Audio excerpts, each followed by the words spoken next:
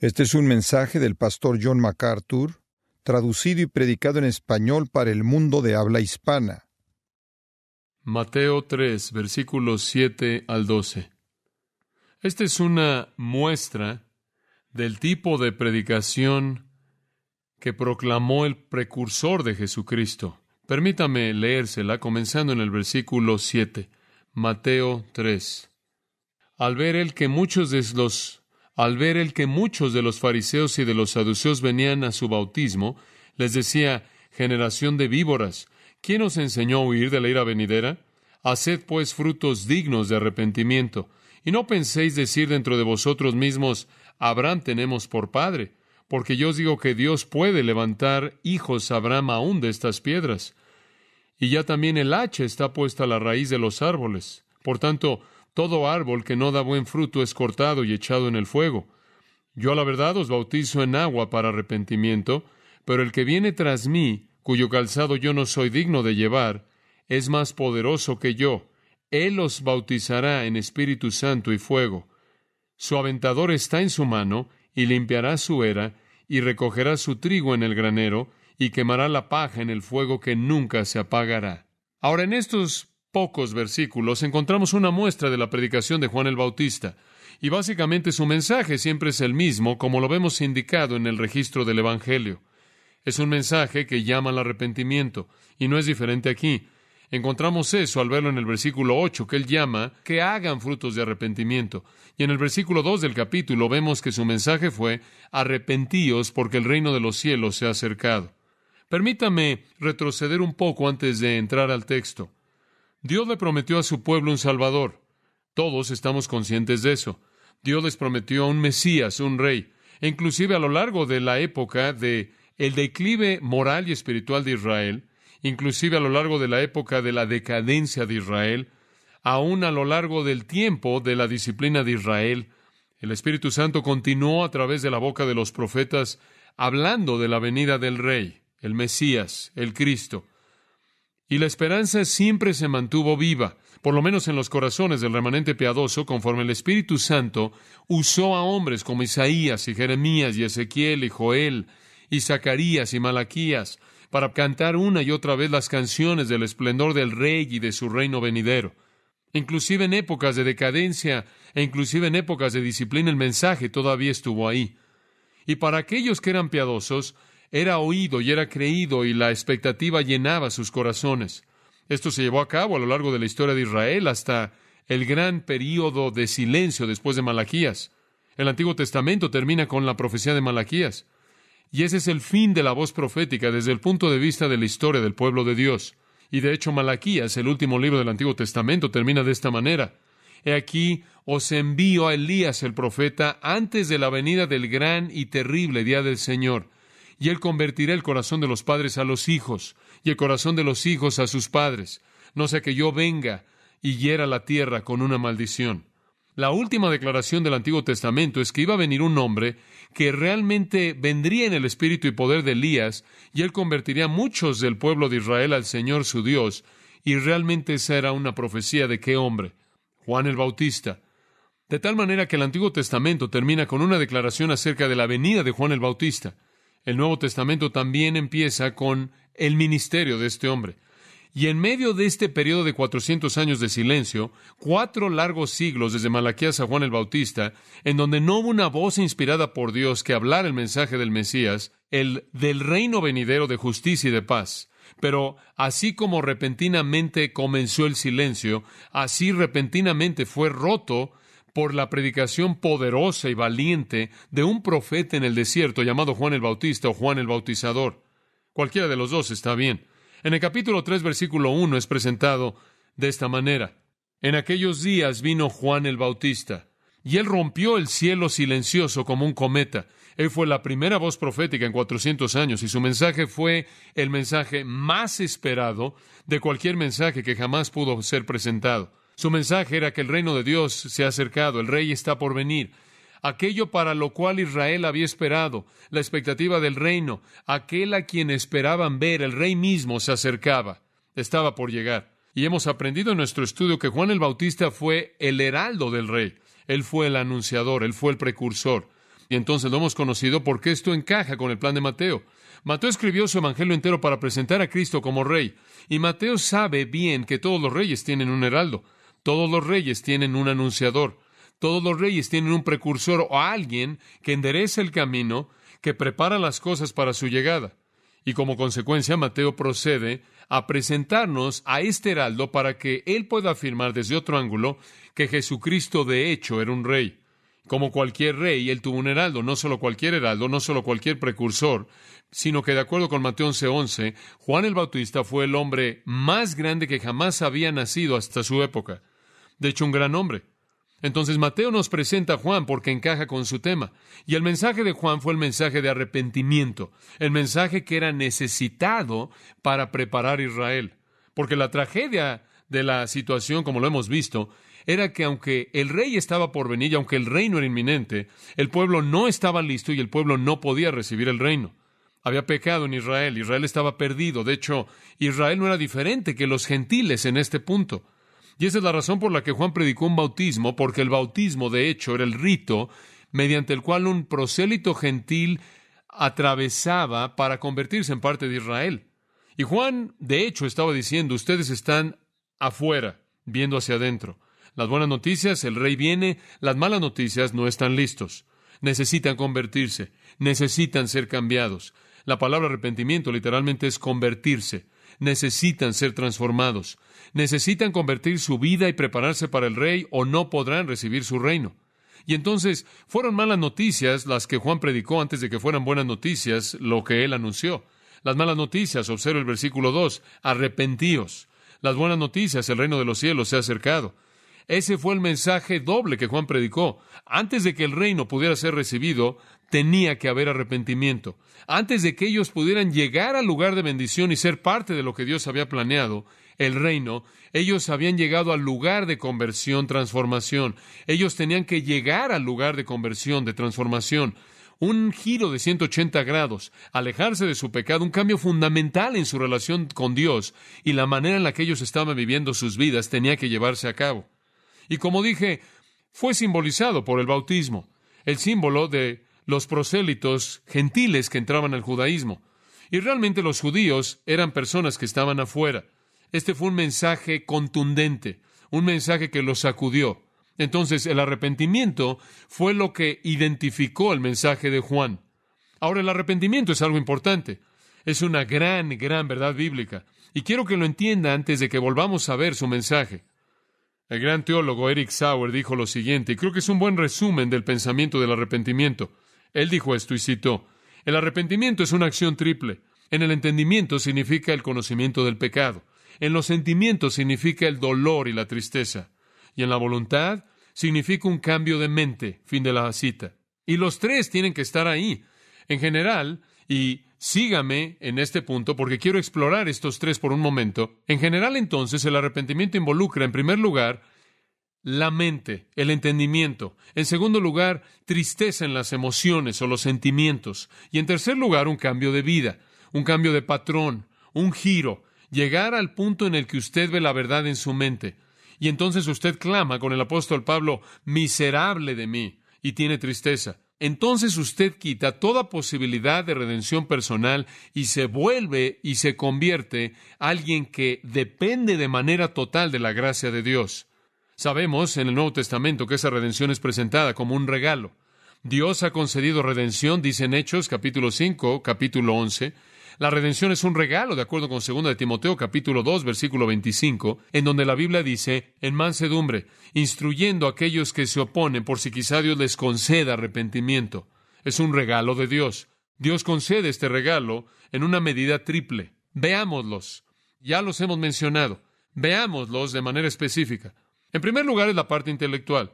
Y por cierto, cada uno de estos, lo intelectual, lo emocional y llamaremos el elemento volitivo de arrepentimiento, tiene una palabra diferente en el Nuevo Testamento. Y es muy interesante. Cada uno de ellos tiene una palabra diferente, de tal manera que son delineados por el Espíritu Santo también. En primer lugar está lo intelectual. El arrepentimiento comienza cuando hay un conocimiento de pecado, cuando hay un reconocimiento de pecado. Entonces Juan, como cualquier buen predicador de arrepentimiento, confrontó a la gente con su pecaminosidad. Tenía que haber un entendimiento de pecado involucrando un sentido de culpabilidad personal, un sentido de contaminación personal, un sentido de desesperanza personal. Ahora, todas estas tres son ilustrados de manera muy apta en el Salmo 51. Tome su Biblia y pase conmigo por un minuto y le voy a mostrar esto. Vemos el elemento intelectual del arrepentimiento en el Salmo 51, versículo 3. Por cierto, es el corazón arrepentido de David clamando a Dios después de su pecado terrible con Betsabé y el asesinato de su marido Urías. Él cometió adulterio con Betsabé y después, para eliminar a su marido, él lo metió en una batalla, instruyó a sus soldados a que lo metieran al corazón de la batalla y después lo dejaran ahí hasta que fuera matado. Y en respuesta a eso, su corazón está quebrantado y se arrepiente. Pero en primer lugar está la parte intelectual en el versículo 3. Porque yo reconozco mis transgresiones y mi pecado está siempre delante de mí. Versículo 7. Purifícame con hisopo y seré limpio. Lávame y seré más blanco que la nieve. Versículo 11. No me eches de tu presencia. No quites tu Santo Espíritu de mí. Ahora, en esos tres versículos hay un reconocimiento del pecado. Versículo 3, de manera explícita. Porque yo reconozco mis transgresiones. Mi pecado está siempre delante de mí. Versículos 7 y 11, implícito. El sentido de que él necesita ser limpiado, el sentido de que él necesita ser purificado, de que hay algo que está mal, que Dios lo puede dejar, versículo 11, que el Espíritu Santo puede serle quitado. Y entonces hay un reconocimiento de pecado, un reconocimiento de lo que somos delante de Dios. Ese es el principio del arrepentimiento. La historia cuenta que la dama Huntington fue invitada, o más bien invitada, debo decir, la duquesa de Birmingham, a que viniera a oír a Jorge Whitefield predicar. La duquesa respondió de esta manera, y cito, «Es monstruoso que se te diga que tienes un corazón tan pecaminoso como los miserables comunes que se arrastran sobre la tierra. Es intensamente ofensivo e insultante». Fin de la cita. Bueno, la dama Huntington fue insultada cuando Jorge Whitefield intentó llamarla a que reconociera su pecado y como consecuencia ella nunca entró al acto del arrepentimiento. El señor Moody, después de predicar a los prisioneros en una cárcel en Chicago, los visitó celda por celda. Y en la primera celda él encontró a dos hombres jugando cartas y ellos dijeron, «Estamos aquí porque testigos falsos han testificado equivocadamente contra nosotros». En la segunda celda el hombre dijo que el hombre culpable había escapado y yo solo fui un cómplice y estoy aquí. Y en la tercera celda, solo en esa celda, el señor Moody encontró un hombre que estaba llorando por sus pecados y allí es donde el señor Moody se detuvo. Como puede ver, el reconocimiento del pecado intelectualmente es donde el arrepentimiento comienza. Henry Drummond, quien escribió ese pequeño libro acerca de la cosa más grande en el mundo en 1 Corintios 13, algunos de ustedes quizás lo leyeron, después de oír la confesión de pecadores en una ocasión dijo esto, y cito, «Estoy cansado de los pecados de estos hombres. ¿Cómo puede Dios tolerarlo?». Fin de la cita. El reconocimiento del pecado es el principio, pero no es el final. Es solo el principio. El verdadero arrepentimiento involucra más que eso. Permítame mostrarle por qué digo eso. Un faraón endurecido en Éxodo capítulo 9, versículo 27 dice, «He pecado». Un Balaam doblemente cegado en Números 23:34 dijo, «He pecado». Un Acán lleno de remordimiento en Josué 7:20 dijo, «He pecado». Un Saúl no sincero en 1 Samuel 15:24 dijo, «He pecado». Un Judas desesperado, sin esperanza, dijo, «He pecado». Pero en ninguno de esos casos la Biblia jamás registra que el arrepentimiento verdadero se llevó a cabo, porque el elemento intelectual es únicamente el principio del arrepentimiento, no el final del mismo. Debe haber, en segundo lugar, lo emocional, y como Eric Sauer lo dice, esto es lo que tenemos en los sentimientos. Vamos de la mente a los sentimientos y se vuelve un reconocimiento no solo del pecado, sino que el pecado es una abominación a un Dios santo, y después ahí hay un sentido abrumador de culpabilidad en las emociones. Salmo 51 de nuevo. En este salmo en donde David está enfrentando su pecado, encontramos este elemento en el versículo 1. Ten misericordia de mí, oh Dios, conforme a tus misericordias, conforme a la multitud de tus misericordias, borra mis transgresiones. Lávame de mi iniquidad y límpiame de mi pecado. Y como puede ver, aquí hay un hombre clamando por misericordia, y el único hombre que necesita misericordia es un hombre que es, ¿qué? Culpable. Como puede ver, los hombres inocentes no necesitan misericordia. La justicia está bien para ellos. Son los hombres culpables que necesitan misericordia. David reconoce aquí que él es culpable y sus emociones han sido conmovidas. En el versículo 10, crea en mí un corazón limpio. Él ve la maldad en su corazón. Oh Dios, renueva un espíritu recto en mí. Versículo 14, líbrame de la culpabilidad de sangre. Y David inclusive sintió la ansiedad y el dolor en su cuerpo físico. Él clama a Dios en medio de este pecado, en una angustia terrible en su corazón. De hecho, allá atrás en el Salmo 32, él dice, cuando callé por mi pecado, mis huesos se envejecieron a través de mi gemir todo el día y noche. Tu mano fue pesada sobre mí. Se volvió mi verdor en sequedades de verano. Como cuando su lengua se seca, cuando usted sabe que ha hecho algo mal y está enfrentando la prueba. David simplemente se secó. Sus huesos le dolían. Él tuvo respuestas fisiológicas a la emoción de la culpabilidad. Y vemos que el arrepentimiento involucra no solo un elemento intelectual, sino un sentido emocional de culpabilidad, de un reconocimiento profundo de que el pecado es contra el Dios Santo y un sentido de tristeza abrumador. Y amados, quiero apresurarme a añadir que todos los elementos verdaderos del arrepentimiento, todos los actos verdaderos del arrepentimiento deben incluir esta característica. Debe estar ahí. Usted lo tiene en Lucas capítulo 18 y esta declaración interesante acerca del joven rico. Y cuando él oyó esto, él se entristeció mucho porque era muy rico. Dice usted, hombre, pero eso es bueno, él tenía tristeza.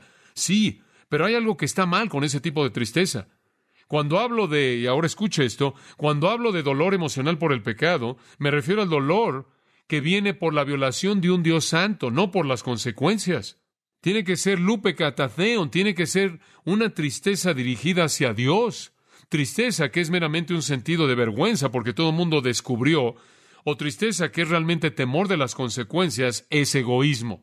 Y eso está orientado hacia el egoísmo. La verdadera emoción, la verdadera culpabilidad emocional, la verdadera tristeza en el corazón es porque Dios ha sido violado y eso es lo que constituye el verdadero arrepentimiento. Hay muchos que están tristes porque fueron sorprendidos en su pecado, ¿no es cierto? Hay muchas personas que lamentan que perdieron su reputación, muchas personas que lamentan que enfrentaron algunas consecuencias. Eso es diferente. Escuche esto. El verdadero arrepentimiento no piensa en las consecuencias, no piensa en la opinión de otra persona y no piensa en justificar su pecado, piensa en que transgredió a Dios, piensa en que es culpable de manera personal.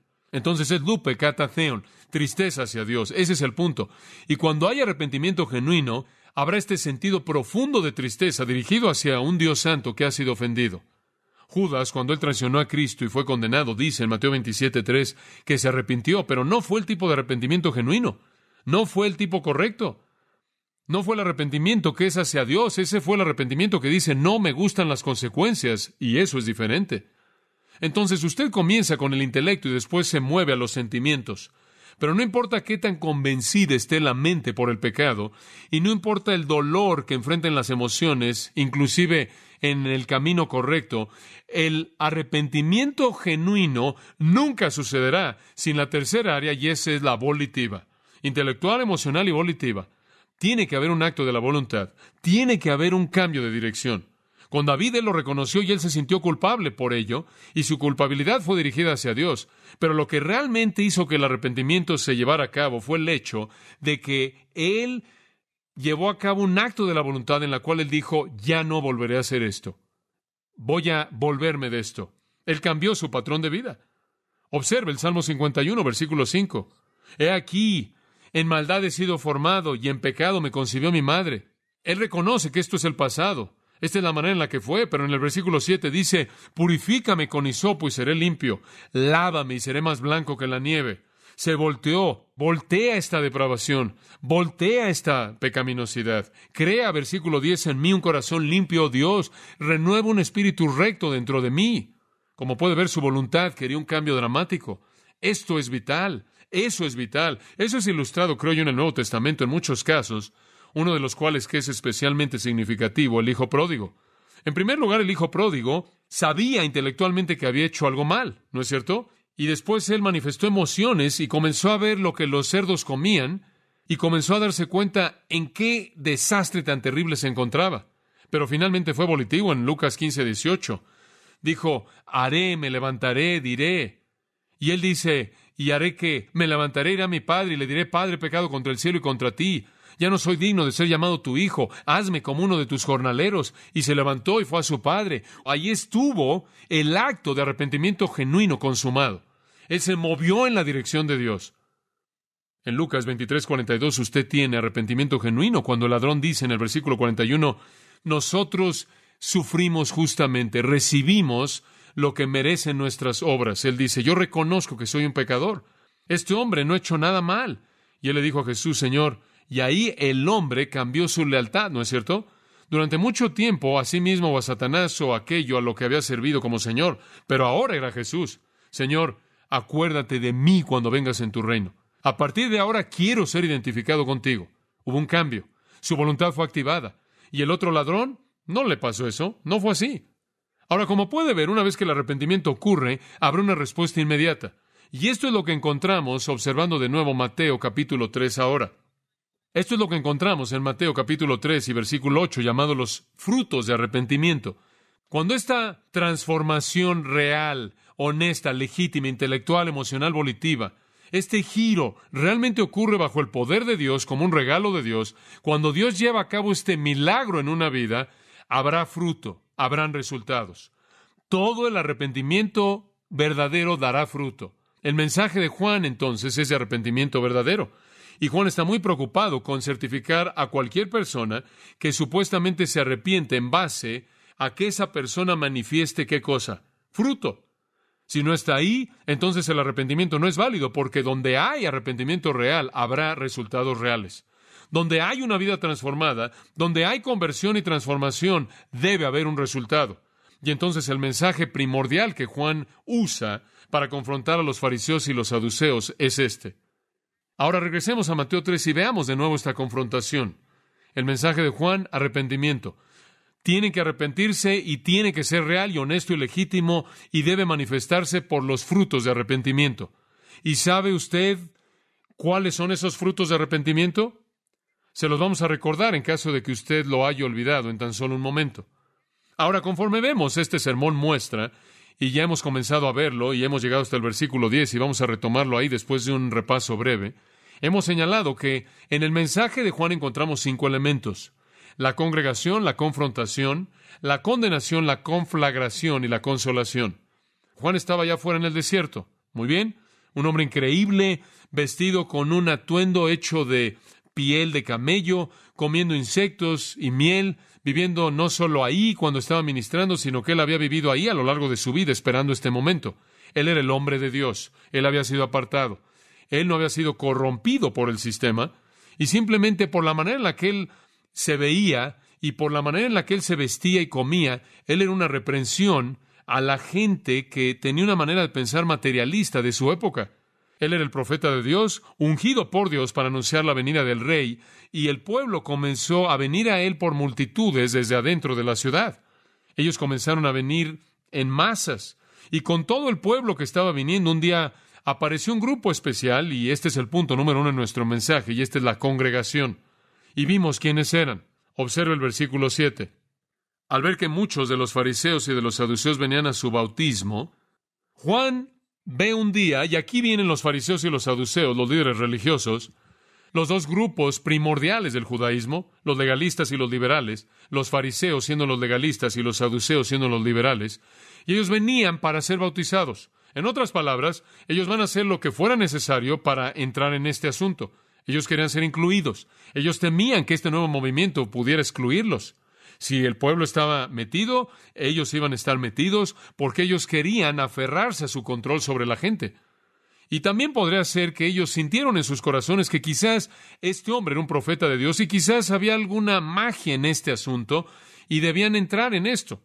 O fuera cual fuera su motivo, no era el correcto y Juan lo sabía desde el principio. Ellos querían ser parte de esto. Eran los ritualistas y los racionalistas, no los realistas.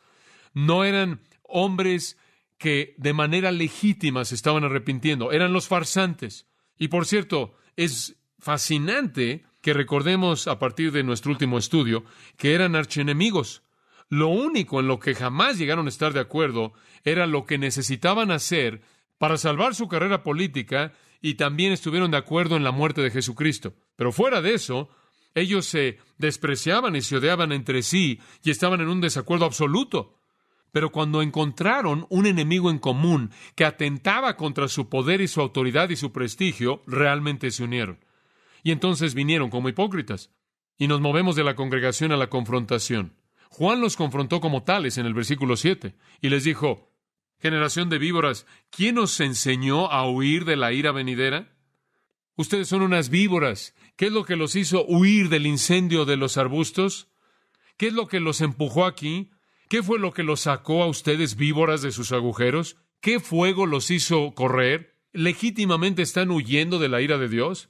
Y les dije la última vez que esa víbora de la que está hablando aquí es una pequeña víbora que se ve como una vara, como una rama, y está en el desierto, está allá afuera, y cuando había un fuego en ese entonces, en ese pasto seco, o cuando un granjero quemaba su campo, esas pequeñas víboras salían arrastrándose rápidamente para huir de las llamas. Y Juan el Bautista está diciendo: ¿qué fue lo que los persiguió hasta aquí? ¿Realmente es la ira de Dios? ¿Cuál es su motivo real? ¿Qué los trajo ustedes farsantes aquí pretendiendo estar huyendo de la ira de Dios? Y Juan realmente desenmascara a estos impostores. ¿Cuál es su motivo real? Bueno, él sabía que no era arrepentimiento genuino.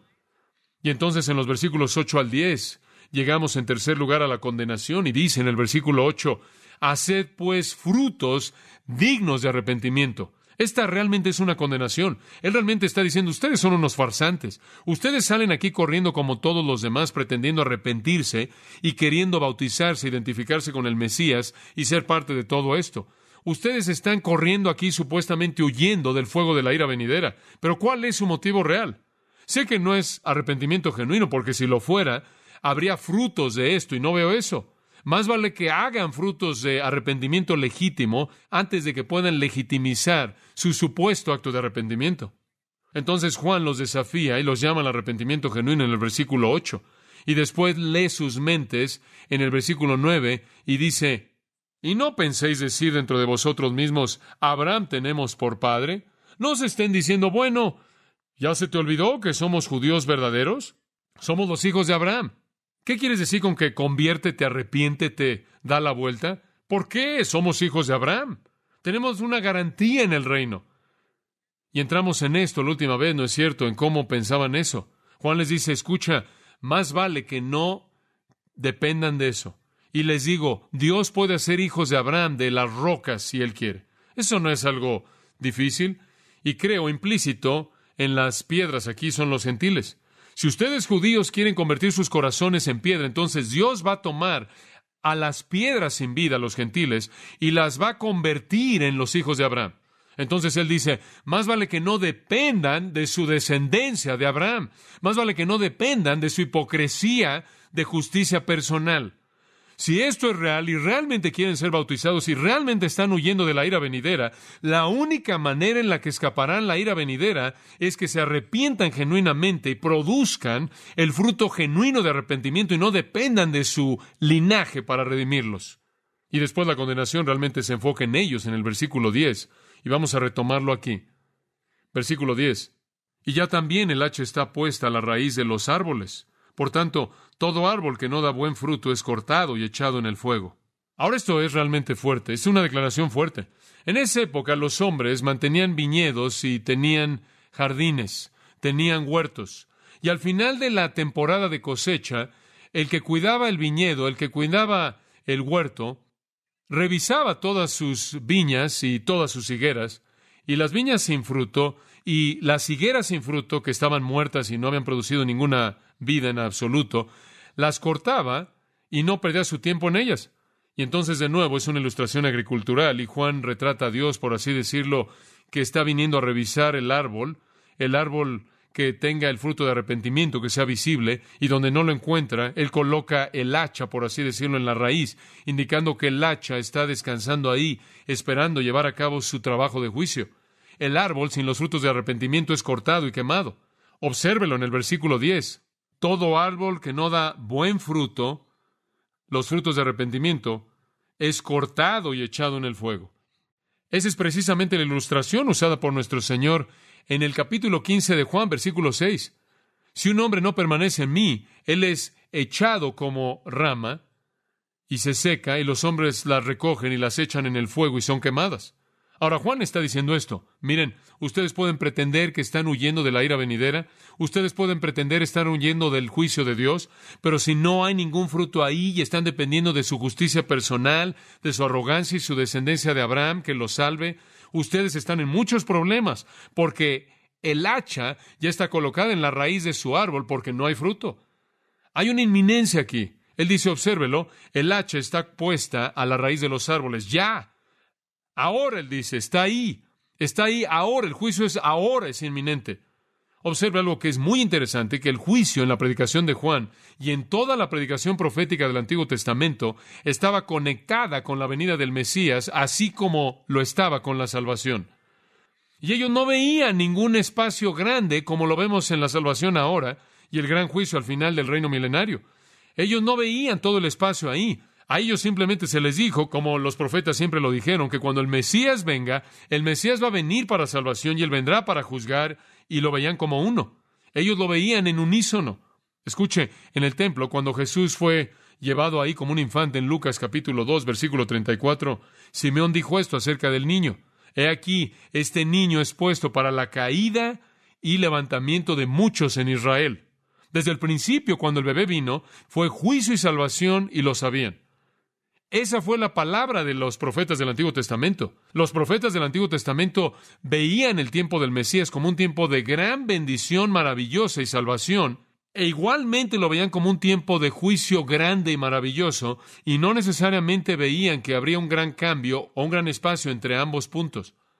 Pienso en Isaías 11. Vendrá un retoño de la vara de Isaí, una rama, y ese es Cristo. Y habla en el versículo 3 inmediatamente que Él va a juzgar. Con justicia Él juzgará a los pobres, reprenderá con equidad para los mansos de la tierra. Él va a herir la tierra con la vara de su boca, y el aliento de sus labios será usado para matar a los impíos. Hombre, eso es algo diferente que la historia del bebé de Belén, ¿no es cierto? Los profetas lo vieron viniendo en gran juicio. Isaías 61:1 habla de este Espíritu del Señor. Escuche esto: el Espíritu de Jehová Dios está sobre mí. Este es Cristo, una gran profecía de Cristo. Y él inclusive citó este versículo, y él como el cumplimiento de esto. Porque el Señor me ha ungido para predicar buenas nuevas a los mansos. Me ha enviado a sanar a los quebrantados de corazón, a proclamar libertad a los cautivos, a libertar de la prisión a aquellos que están cautivos. ¡Qué gran realidad!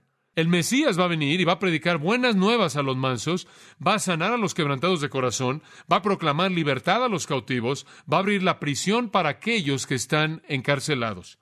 Ese es el elemento de salvación. Y el siguiente versículo dice que Él proclamará el año aceptable, agradable del Señor, y el día de la venganza de nuestro Dios. Un día de ira, un día de juicio, iban de la mano. El profeta Joel, en el 3 capítulo de su breve profecía, esencialmente trata con lo mismo. No vamos a tomar el tiempo para verlo, pero Juan predicó ese mismo mensaje. Él dijo, oye, el reino se ha acercado, pero el hacha ya está puesta a la raíz del árbol también. Y no puedo evitar sino pensar en unas cuantas semanas atrás en Mateo, que tan pronto como ese pequeño bebé llegó, no pasó mucho tiempo después de que otros pequeños bebés fueron matados, hasta que hubo caos en Israel hasta el 70 después de Cristo. Y el 70 después de Cristo vino, y la nación entera de Israel fue ahogada en un mar de sangre, y la ciudad de Jerusalén literalmente fue aplastada del mapa.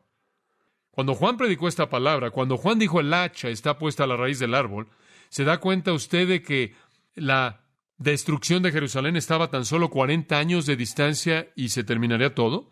Entonces, estaba el juicio inminente. Por cierto, esto es siempre verdad. Siempre hay un juicio inminente, porque el momento en el que usted muere, el momento en el que cualquier hombre muere, hay juicio. No el gran juicio final del gran trono blanco, pero escuche, cuando usted muere sin Jesucristo, en ese momento usted está excluido de la presencia de Dios para siempre. Y eso es juicio.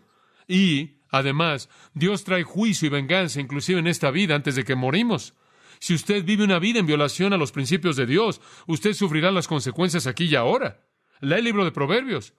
La médula en el libro de Proverbios es esta: va a ser bueno para los buenos y malo para los malos aquí y después. Esa es la médula en el libro de Proverbios. Bueno para los buenos, malo para los malos, ahora y después. El hacha está puesta a la raíz del árbol. Y claro, en últimas, el juicio del gran trono blanco, terrible, aterrador, un juicio aterrador. Entonces Juan tuvo que decir, el juicio está tan cerca como el reino está cerca.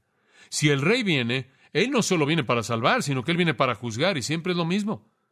Por lo que usted hace con Jesucristo, usted determina si él es el Salvador o el juez.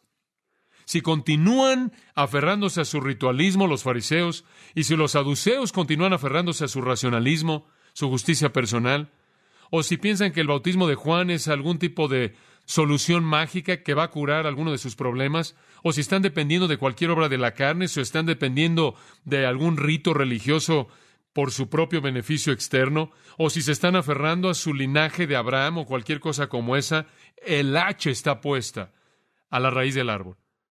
Necesitan arrepentirse. En Hechos 17:30 el apóstol Pablo predicó que Dios manda a todos los hombres en todo lugar que se arrepientan. La otra alternativa es que el hacha está puesta a la raíz del árbol marcado para destrucción inminente. Esa destrucción podría venir mañana si usted muere. Podría venir mañana en la consecuencia del pecado que entró en su vida, inclusive si usted está vivo. Creo que gran parte del desastre y sufrimiento y el dolor y la tristeza del mundo es la consecuencia inevitable del pecado. O vendrá en un tiempo futuro cuando Jesús regrese. Y en últimas, vendrá en el juicio del gran trono blanco, pero es inminente. Bueno, no nos dice aquí lo que ellos dijeron. No nos dice aquí cuál fue su reacción. Pero de nuevo, ese no es el punto de Mateo. El punto de Mateo es simplemente presentar al heraldo del rey, simplemente presentar al rey. Lucas nos dice lo que pasó. Lucas nos da el mismo sermón, nada más que él llena los espacios en lo que sucedió. Y en el relato de Lucas, en el capítulo 3, usted tiene que pasar ahí. Veamos lo que pasó. Después de la condenación, primero estuvo la confrontación conforme él le habló a esta congregación única. Después vino esta condenación penetrante. ¿Y cuál fue la reacción? ¿Quiere oír algo sorprendente? Lucas lo registra, escuche. No hubo reacción en absoluto por parte de los fariseos y los saduceos. Nada, ninguna. No hubo reacción. Mateo lo registra. No hubo reacción en absoluto por parte de ellos. Pero alguien reaccionó, créame. Versículo 9 de Lucas 3. Aquí está el mismo versículo. Y ahora también el hacha está puesta a la raíz de los árboles. Todo árbol, por tanto, que no da buen fruto, es cortado y echado en el fuego. Y el pueblo le preguntó diciendo, ¿qué haremos entonces? Como puede ver, el mensaje ni siquiera era para ellos, pero ellos eran los que estaban doliéndose por su pecado. Ellos eran los que tenían miedo. Ellos eran los que querían enderezar su vida. Y esa es la diferencia entre el arrepentimiento verdadero y el arrepentimiento falso. A los que realmente les preocupaba, ellos fueron los que dijeron, ¿qué haremos? Y hasta donde sabemos, los fariseos y los saduceos no dijeron nada. Y él dijo, muéstrenme, enséñenme el fruto del arrepentimiento. Muéstrenme el fruto. Realmente fue lo que dijo. El que tiene 2 túnicas, dé una al que no tiene ninguna. El que tiene comida, dele a alguien que no tiene. Y los publicanos vinieron y dijeron, ¿qué tenemos que hacer? Y él dijo, no tomen más de lo que deben tomar. En otras palabras, es un estilo de vida que es honesto y recto y amoroso.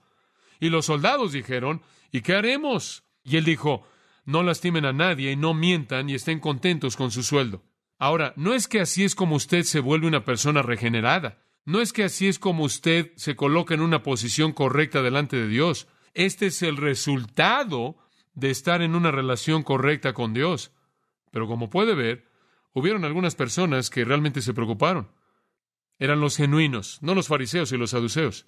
Ellos continuaron con la máscara aún hasta la crucifixión de Jesucristo. El pueblo, ellos querían los frutos del verdadero arrepentimiento manifestados. El pueblo, ellos querían los frutos del verdadero arrepentimiento manifiestos. Y hubo un remanente de personas bautizadas por Juan que estaban listas para la venida del Mesías. Entonces, vemos la congregación, la confrontación, la condenación. Y en cuarto lugar, y realmente este es el corazón del pasaje en términos de enseñar doctrina, la conflagración. Eso significa fuego. Ahora observe esto, veámoslo.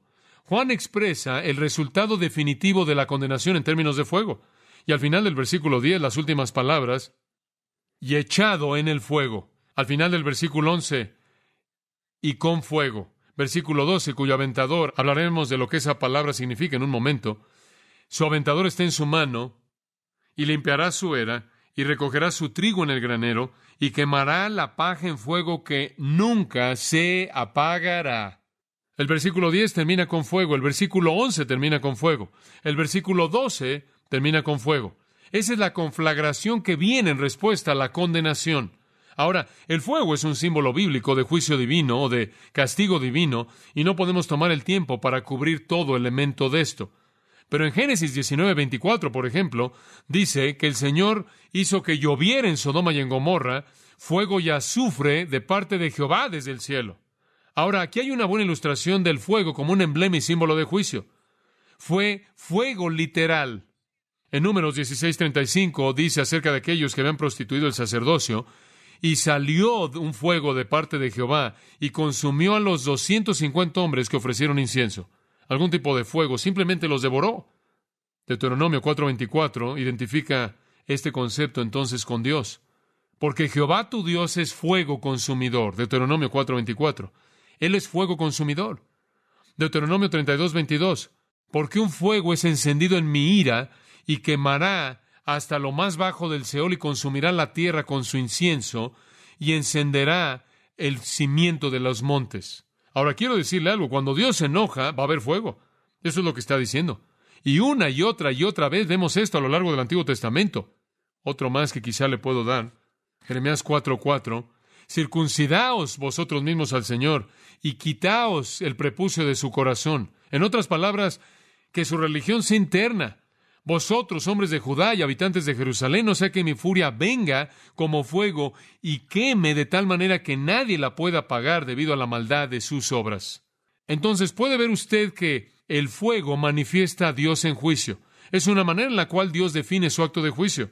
En Malaquías, simplemente como una palabra que concluye el Antiguo Testamento, termina con una palabra acerca de fuego. En el capítulo 4, versículo 1, el último capítulo del Antiguo Testamento, he aquí, viene el día que quemará como un horno, y todos los arrogantes, sí, y todos los que hacen impiedad, serán hojarasca, y el día que vendrá los quemará. Y el Señor dice que Él no va a dejar ni raíz ni rama. Y usted encuentra lo mismo inclusive en el Nuevo Testamento, fuego. Jesús habló de esto. En Mateo 5:22 Él dijo, tú necio estás en peligro del fuego del infierno. Mateo 5:29, si tu ojo derecho te es ocasión de caer, sácalo y échalo de ti, porque es mejor perder uno de tus miembros y no que todo tu cuerpo sea echado al infierno. Ese es Jesús el que está hablando. Y de nuevo la palabra infierno es Gehenna, el Gehenna de fuego. Observe Marcos 9:43. Iremos a Marcos y después aún en Lucas. Marcos 9:43 de nuevo, simplemente para mostrarle este énfasis en el Nuevo Testamento. Y si tu mano derecha te es ocasión de caer, córtala, porque es mejor para ti entrar en la vida manco que teniendo dos manos ir al infierno, al fuego que nunca se apagará, en donde el gusano de ellos no muere y el fuego nunca se apaga. Y aquí usted tiene la idea de este fuego que nunca puede apagarse. En Marcos 9:47 de nuevo habla acerca de sacar el ojo en lugar de tener dos ojos y ser echado al fuego del infierno. Y en el versículo 48 vuelve a decir, en donde el gusano de ellos no muere y el fuego nunca se apaga. Y en Lucas tiene la misma situación. Lucas 3:17. La hojarasca será quemada con fuego que nunca se apagará. Entonces, de manera repetida en el Antiguo Testamento y de manera repetida en el Nuevo Testamento, el fuego está conectado con el juicio. Y eso es algo que debemos mantener en mente. Están en peligro de fuego eterno, del infierno, del Gehenna, del juicio, de la condenación. Es muy serio. Juan no está simplemente diciendo, hombre, si no hacen esto, van a perderse de la vida abundante. Hombre, si no hacen esto, nunca conocerán la paz y la felicidad. Si siguen viviendo de la manera en la que están viviendo, realmente no van a tener gozo, realmente no van a tener una imagen personal positiva. Él está diciendo, si ustedes continúan viviendo de la manera en la que ustedes viven, ustedes van a arder en el infierno. Esa es la consecuencia. Y no hay manera de apagar ese fuego. Jesús lo dijo, no hay manera. Todo árbol, Mateo 7:19, todo árbol que no da buen fruto es cortado y echado en el fuego. Todo árbol. Nadie se escapa. Escuche, si Satanás, quien es tan poderoso, inteligente y astuto, no se va a escapar de ser arrojado al lago de fuego, ¿qué lo hace pensar a usted que algún hombre podría escaparse? Y después en el versículo 12 realmente cristaliza la verdad porque retrata a una era. Es una imagen fascinante. Su aventador está en su mano. Ahora, el aventador aquí es una pala. No es una pala como la que usted piensa como una pala. Literalmente significa una pala. Es una pala para aventar. Es una cosa plana grande. Notará que usted tiene el piso mencionado en el versículo 12 y la limpieza y la pala, y esto es lo que sucedía. Esta es una era. Después de la cosecha, todavía estamos lidiando con una serie de metáforas agriculturales aquí. Este era el estilo de vida de Juan ahí en el desierto. Había una era, y la era el piso, y era algo único. Ellos tomaban un lugar duro en un campo, normalmente donde había una cama de roca, y ellos la mojaban y la mojaban, la mojaban y la empacaban, la comprimían hasta que simplemente estaba muy, muy dura. Le daban forma como de un plato, de tal manera que estaba más profundo en la parte de en medio, y después se volvía no tan profunda, como si fuera un plato hondo. Y después, alrededor, por la parte de afuera, lo que hacían es que apilaban rocas para que actuaran como una especie de un pequeño muro para mantener el grano adentro. Y después, cuando la cosecha terminaba, tomaban estos pilas, montón por montón del grano, lo que fuera, y lo aventaban ahí, a la era, esa parte del piso que habían hecho. Y después había ahí un buey o bueyes, dependiendo del tamaño de la era, y ese buey o bueyes, lo que hacían era que caminaban alrededor de la era, arrastrando grandes pedazos de madera pesados sobre el grano, que actuaba como un separador que separaba el grano del resto de la paja y la suciedad y el polvo y la tierra y todo lo que se había pegado al grano. Normalmente 30 a 50 pies en diámetro, varios metros, era suficiente como para que hubiera una sola era, un solo suelo para llevar a cabo este procedimiento, y algunas veces había muchos de ellos. Ahora, lo que finalmente quedaba era el grano duro, y entonces había algo de la cubierta crujiente que estaba ahí sobre el grano y la suciedad y la tierra y pedazos de paja y demás que tenían que ser separados. Y entonces el granjero, quien fuera que estaba haciendo esto, tomaba esta pala plana y normalmente, conforme leía acerca de esto, descubrí que ellos construían esta era en un lugar prominente, si habían montañas o montes ahí alrededor, donde el viento podía soplar fácilmente, o en un lugar grande, esto es, en un campo plano grande en la costa de Sarón. Y las brisas mediterráneas, particularmente en una temporada del año, soplaban en una cierta época en la tarde. Y entonces tomaban esa pala y levantaban todo eso y lo aventaban al aire y el grano caía y la paja y el polvo y la tierra y el resto era llevado por el viento. Solo el grano caía. A esto se le llamaba limpiar la era. Y esto los dejaba solo con el grano, con el trigo. Montón por montón, y atravesaban a lo largo del proceso. Y conforme la brisa mediterránea venía de mayo a septiembre, a lo largo de la época de la cosecha, ellos atravesaban por este proceso y los granos más pesados caían directamente en este piso, en el suelo. Y aquí encontramos al Señor Jesucristo, y Él tiene su era. Su modifica al que viene después de mí, que es más poderoso que yo, y ese es Cristo. Y Él tiene su pala, y Él está aventando estas cosas en el aire. Y el trigo cae ahí directamente en el suelo, y es recogido ahí en el granero, y el resto lo hace a un lado, y lo recoge, y lo quema en un fuego que nunca se apaga. Por cierto, este es un retrato del juicio final. Y en el juicio final, Cristo supervisa el proyecto entero, pero de hecho es llevado a cabo por los ángeles. Los ángeles de hecho son los que llevan a cabo la limpieza. Los ángeles son los que de hecho llevan a cabo la separación. Los ángeles son aquellos a quienes se les asigna esta responsabilidad única, y veremos esto más adelante conforme estudiamos el libro de Mateo. Entonces, en la segunda venida de Jesucristo, Él va a venir en juicio y Él va a separar.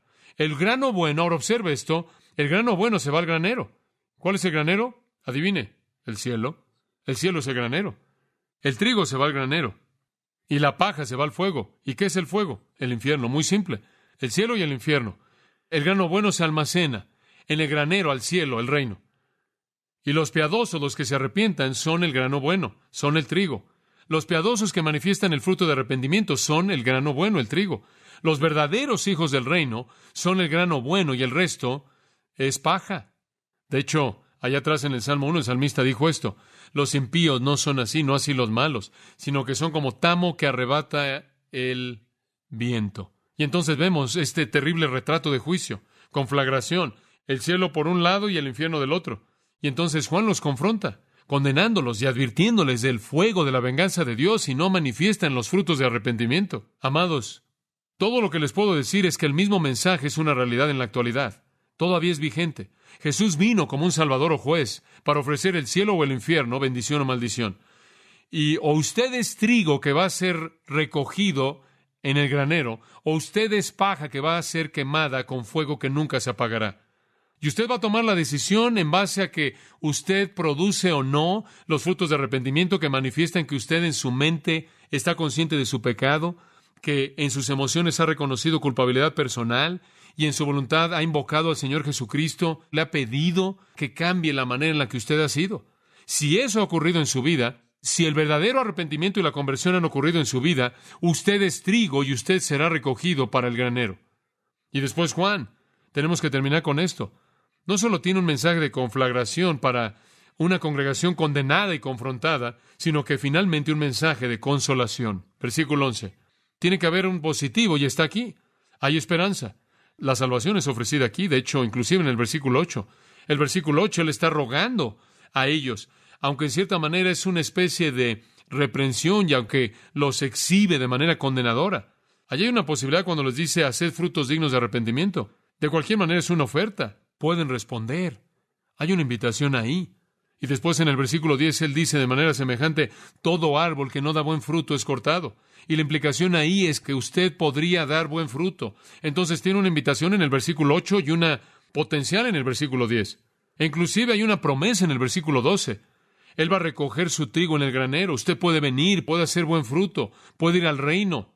Ya en cierta manera ha presentado aquí un elemento positivo. Usted puede ser parte del trigo preciado para el cual Cristo ahora está preparando un lugar, de acuerdo con Juan 14, para que Él pueda regresar y recibirnos para Él mismo. Él va a regresar a la era y va a recoger el grano, el trigo, y se lo va a llevar para que esté con Él. Pero el versículo 11 es muy específico acerca de la consolación. Y Él da pistas en el versículo 8, 10 y el 12, y las enfoca en Cristo en el versículo 11, y Él dice, yo la verdad os bautizo en agua para arrepentimiento, pero el que viene tras mí, cuyo calzado yo no soy digno de llevar, es más poderoso que yo. Él os bautizará en Espíritu Santo y fuego. Ahora este es un versículo maravilloso que demanda nuestra concentración conforme concluimos. 3 bautismos son mencionados. Obsérvelos.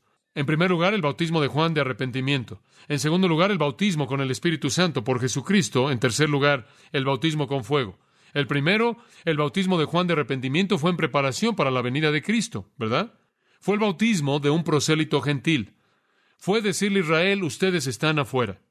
Tienen que estar en una relación correcta con Dios antes de que puedan entrar al reino. Antes de que puedan recibir al Rey, necesita haber preparación. El segundo, Juan dice, el que viene detrás de mí los bautizará con el Espíritu Santo. Esto fue en conexión con la venida de Cristo. Cristo vino, estableció su iglesia, bautizó a la iglesia en el Espíritu Santo, y el tercero será el resultado de su regreso, el bautismo de fuego. El bautismo de Juan, ¿por qué? Solo fue una preparación, simplemente una preparación.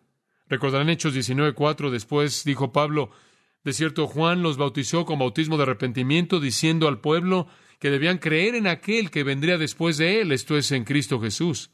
Él simplemente los estaba preparando. Ellos estaban bautizándose como símbolo de una limpieza interna conforme confesaban sus pecados y establecían una relación de armonía con Dios para que estuvieran listos cuando el Mesías llegara. Esto no fue el bautismo cristiano, esto fue precristiano. Este fue un acto de fe y arrepentimiento del Antiguo Testamento. Y después venía otro. Él dijo, más poderoso que yo, superior en poder, superior en posición, superior en bautismo. Todo lo que puedo hacer es bautizar con agua. Solo puedo lidiar, dijo Juan, en símbolos, pero Él lidiará, Él tratará con realidades, y Él los bautizará con el Espíritu Santo. ¿No es sorprendente que usted oya a Juan decir en Juan 3:28, ustedes mismos dan testimonio de mí, de que yo dije que no soy el Cristo, sino que yo fui enviado antes de Él? Aquel que tiene al esposo es el esposo, pero el amigo del esposo, que está de pie y lo oye, se regocija mucho por la voz del esposo. Este es mi gozo, por tanto es cumplido. Es necesario que Él crezca y yo que mengüe. Él dijo, yo no soy, es Él. Yo solo soy el amigo del esposo, yo no soy el esposo, solo soy el amigo. Y después la humildad de Juan es vista de una manera tan hermosa. El que viene tras mí, cuyo calzado yo no soy digno de llevar, es más poderoso que yo. Literalmente, yo no soy apto para cargar sus sandalias. La palabra en el griego para calzado significa aquello que es atado abajo, y simplemente es una referencia solían hacer una suela para la parte de abajo del pie a partir de madera o de piel, y simplemente colocaban esa piel en la parte de abajo del pie y la amarraban simplemente al tobillo y al pie. Los beduinos en la actualidad pueden llevar una sandalia así hecha de piel de oveja. De todas las cosas que un esclavo tenía que hacer, el esclavo más bajo en la jerarquía, la tarea más baja de todas era cargar las sandalias de su amo. Cuando el amo llegaba a casa, se quitaba sus sandalias, le lavaba los pies y se llevaba sus sandalias. Esa era la tarea más baja que cualquier esclavo tenía que hacer. De hecho, cuando los discípulos se encontraron con él en el aposento alto la noche antes de que Jesús fuera capturado y llevado, ellos no estaban dispuestos a hacerlo el uno hacia el otro. Eso era demasiado bajo. Y después estaban peleando acerca de quién iba a ser el más grande en el reino, y finalmente Jesús se tuvo que levantar y hacerlo él mismo. Y aquí Juan dice, yo ni siquiera soy digno de cargar sus sandalias sucias. Ni siquiera puedo llegar a ese nivel tan alto. Él está tan por encima de mí.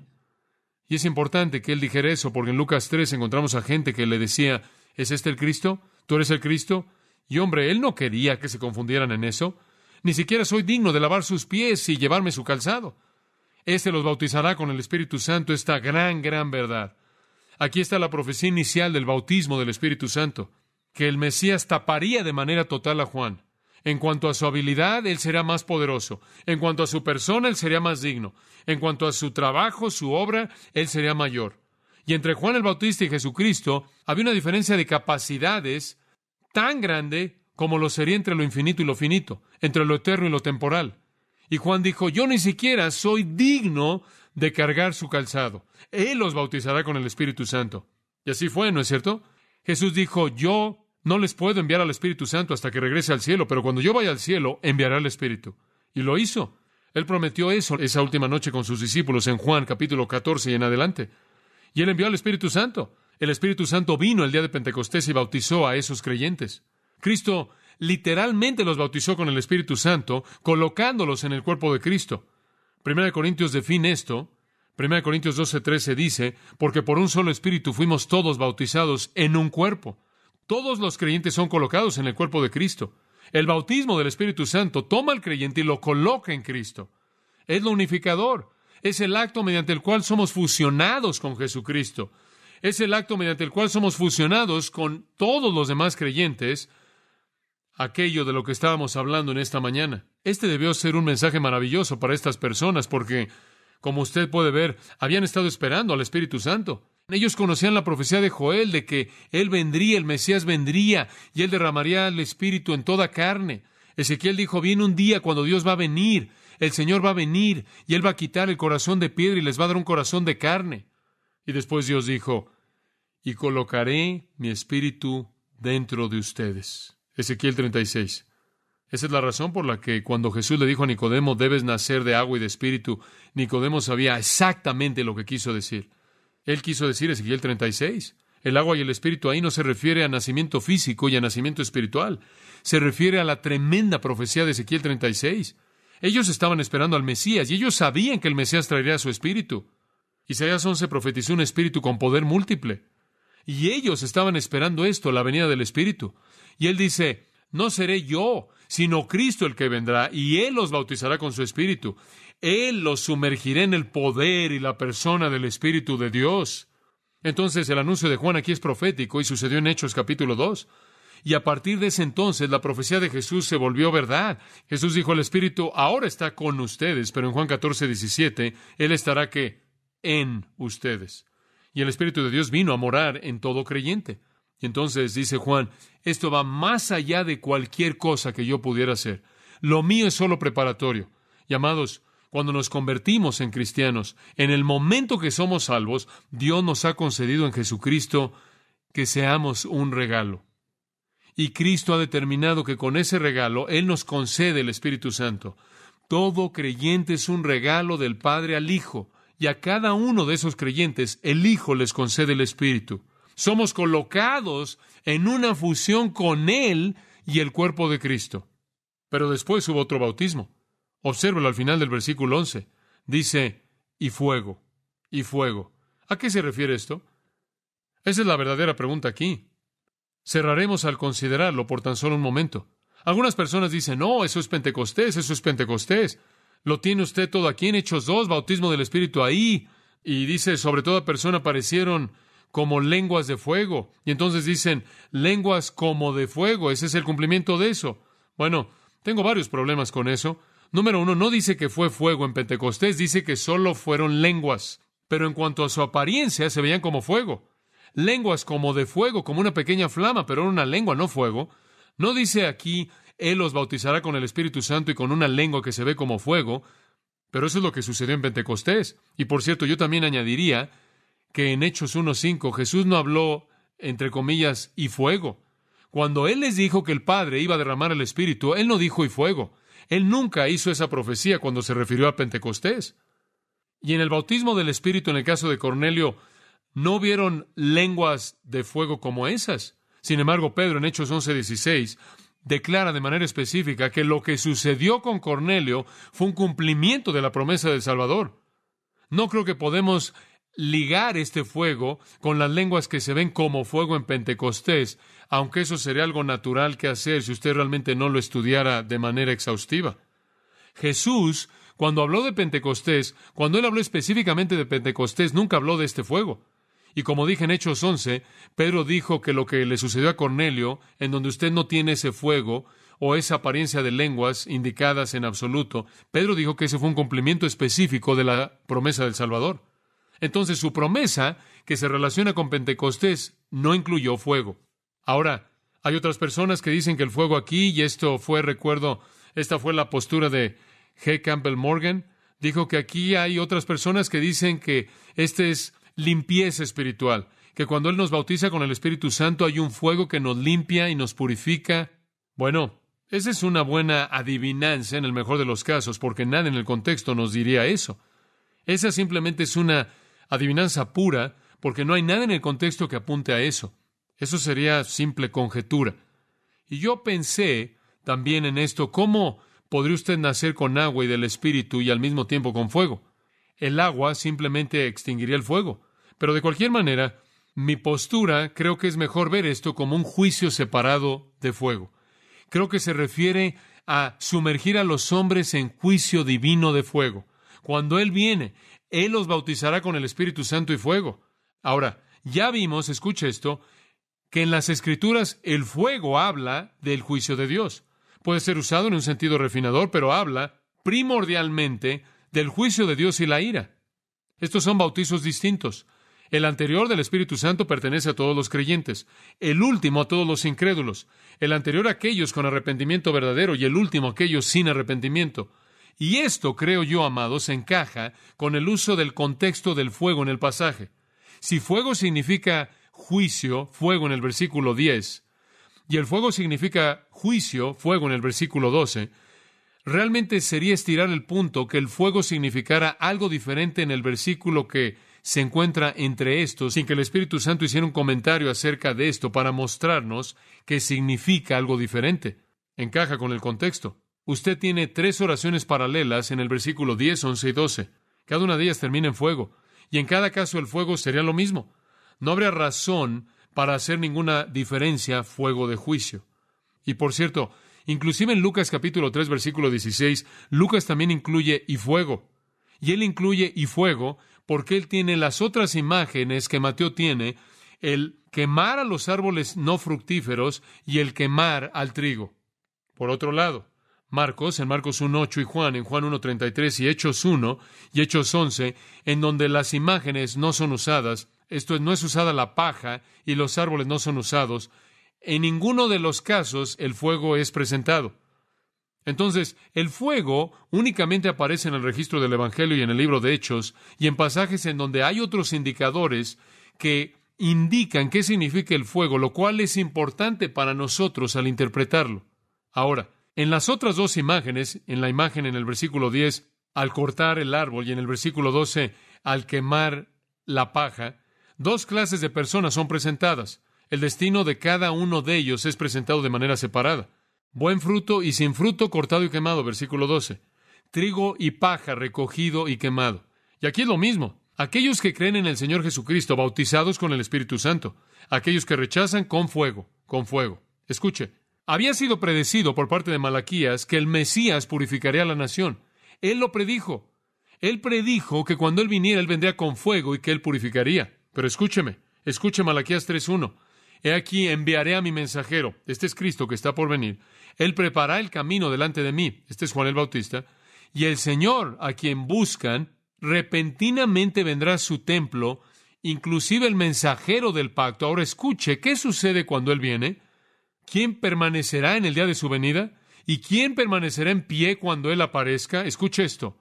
¿Se acuerda esto del Mesías? Porque Él es como un fuego ¿qué?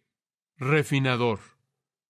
Y Él se sentará como un refinador y purificador de plata. Purificará a los hijos de Leví, los purificará como oro y plata. Ahora, esto nos dice que Él va a venir a purificar a las naciones, ¿pero cómo? ¿Simplemente al quitar la escoria? ¿Simplemente al quitarlos un poco? No. Capítulo 4 nos dice cómo, versículos 1 al 3. El día vendrá que arderá como un horno, y todos los orgullosos sí, y todos los que hacen impiedad serán paja. El día vendrá y los quemará. En otras palabras, no es simplemente purificación, esto es consumirlos, los va a quemar, ¿se da cuenta? El fuego predicho en el 3 es descrito en el 4 de Malaquías como aquello que quema, consume a los impíos como hojarasca. Llamados, Juan el Bautista, 400 años después, retomó el punto en donde Malaquías lo dejó y dice Israel, Él viene y viene para salvación y viene para bautizarlos con el Espíritu, pero si le dicen no a Él vendrá con el bautismo de fuego, así como Malaquías lo dijo 400 años atrás. Pero enfaticemos esto al partir. Está la consolación de que viene uno que bautizará con el Espíritu Santo. El Rey viene y el Rey va a responder al que, versículo 8, haga frutos de arrepentimiento. El Rey va a responder al que da buen fruto, versículo 10. El Rey va a responder al trigo para que sea recogido y colocado en el granero, y va a bautizar a aquellos en el Espíritu Santo o con el Espíritu Santo. Ese es el heraldo de Juan. Ese es el mensaje. Y la decisión es suya y mía para que escojamos. Nadie puede tomarla en nuestro lugar. Debemos tomarla por nosotros mismos. Escuche, Jesús dijo, yo vengo a enviar fuego sobre la tierra. Lucas 12:49, simplemente escuche. Yo vengo a enviar fuego sobre la tierra. ¿Y qué si ya esté avivado? Pero tengo un bautismo con el cual seré bautizado. ¿Y cómo seré detenido hasta que lo cumpla? ¿Pensáis que he venido a traer paz a la tierra? Os digo no, sino más bien división. Porque a partir de ahora habrá 5 en una casa divididos, 3 contra 2 y 2 contra 3. El padre estará dividido contra el hijo y el hijo contra el padre, la madre contra la hija contra la madre, la suegra contra su nuera y la nuera contra su suegra. Dice usted, ¿qué es lo que está diciendo? Él está diciendo, Jesús vino a hacer una diferencia. Jesús vino para hacer un fuego como también un salvador. Y va a haber división algunas veces, aún en una casa, ahí en una familia. En la villa, ahí en Bedford, Juan Bunyan oyó la voz de aquel a quien serviré en el futuro. Y de pronto él se preparó para enfrentar la eternidad, porque la voz le dijo esto, ¿dejarás tus pecados e irás al cielo? ¿O te aferrarás a tus pecados e irás al infierno? Esa es precisamente la pregunta que Juan el Bautista usó para enfrentar a los fariseos y a los saduceos, y la pregunta es la misma el día de hoy. Oremos. Gracias, Padre. Gracias en esta noche de nuevo por una palabra clara del Espíritu Santo a través de las páginas de las Escrituras. Te honramos como el Dios que habla la verdad. Y sabemos que cuando tú hablas acerca del cielo es verdad, y cuando tú hablas acerca del infierno es verdad. Sabemos que tú pides ver el fruto del verdadero arrepentimiento, la manifestación que es real. Padre, oro en esta noche que tú te muevas en los corazones de aquellos de nosotros que estamos aquí, particularmente aquellos que no conocen a Cristo, que nunca han comprometido, nunca han entregado su vida a Él, que nunca se han arrepentido verdaderamente, que vean su pecaminosidad en contraste al fondo de un Dios santo, que sientan la culpabilidad y la mancha personal y lo horrendo que es ese pecado y después vuelvan su voluntad a Jesucristo y le pidan que los perdone y que controle su vida. Padre, que hagan eso en esta noche, que esta sea la noche cuando pasen ellos de la muerte a la vida, cuando el hacha que ha estado ahí colocada a la raíz del árbol sea levantada y llevada a otro lugar, porque el árbol de pronto da nueva vida. Cuando aquello que se veía como paja, repentina y milagrosamente ha sido transformado en trigo, que será recogido y llevado al granero. Cuando en ese lugar en donde el fruto del arrepentimiento estaba ausente, florece. Esto oramos, Padre, porque la palabra de Dios dice que no quieres que ninguno perezca, sino que todos vengan al arrepentimiento. Que nadie se vaya de este lugar sin cumplir ese deseo tuyo. Amén. Para más información sobre los mensajes y libros del pastor John MacArthur y de los derechos legales de los mismos, puede acceder a la página engracia.org.